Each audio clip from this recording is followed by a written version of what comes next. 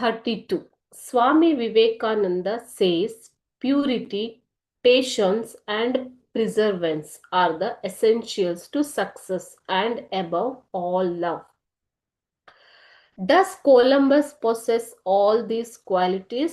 Justify. ಸ್ವಾಮಿ ವಿವೇಕಾನಂದರು ಹೇಳಿರುವ ಹಾಗೆ ಪ್ಯೂರಿಟಿ, ಪರಿಶುದ್ಧತೆ, ಪೇಷನ್ಸ್, ತಾಳ್ಮೆ ಮತ್ತು perseverance are the essentials to success ಅಂತ ವಿವೇಕಾನಂದರವರು ಹೇಳಿದ್ದಾರೆ. ಈ ಎಲ್ಲ ಕ್ವಾಲಿಟಿಗಳು ಕೊಲಂಬಸ್ ನಲ್ಲಿ ಇದೆಯಾ ಅಂತ ಕೇಳ್ತಾ ಇದ್ದಾರೆ. Columbus had faith in God, ಆತ ದೇವರಲ್ಲಿ ನಂಬಿಕೆ ಇಟ್ಟಿದ್ದ. And there was purity in his intention, ಆತನ ಉದ್ದೇಶಗಳಲ್ಲಿ ಒಂದು ಪ್ಯೂರಿಟಿ ಇತ್ತು ಮಕ್ಕಳೇ. ಸೊ ಏನು ಉದ್ದೇಶ ಆತ ಹೊಂದಿದ್ದು? ರಾಜ ಮತ್ತು ರಾಣಿಗೋಸ್ಕರ ಹೊಸ ಡಿಸ್ಕವರಿಯನ್ನ ಮಾಡೋದು.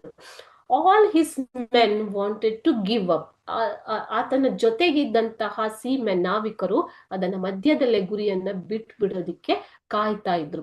ಬಟ್ ಹಿ ಹ್ಯಾಡ್ ಪೇಷನ್ಸ್, ಆದರೆ ಆತನಿಗೆ ತುಂಬಾ ತಾಳ್ಮೆ ಇತ್ತು. ನೋಡಿ, ಇಲ್ಲಿ ಪರಿಶುದ್ಧತೆ ಮತ್ತು ತಾಳ್ಮೆ ಎರಡು ಇದೆ ಅಲ್ವಾ. And he preserved till he reached his goal. So ಆತ ತನ್ನ ಗೋಲ್ ಅನ್ನ, ಗುರಿಯನ್ನ ಮುಟ್ಟುವವರೆಗೂ ದಣಿವರಿಯದೆ ಆತ ಕೆಲಸವನ್ನ ಮಾಡ್ತಾ ಇದ್ದ. So he had perseverance. He did not lose heart, ತನ್ನ ಒಂದು ಹೋಪ್ ಅನ್ನ ಆತ ಕಳೆದುಕೊಂಡಿಲ್ಲ.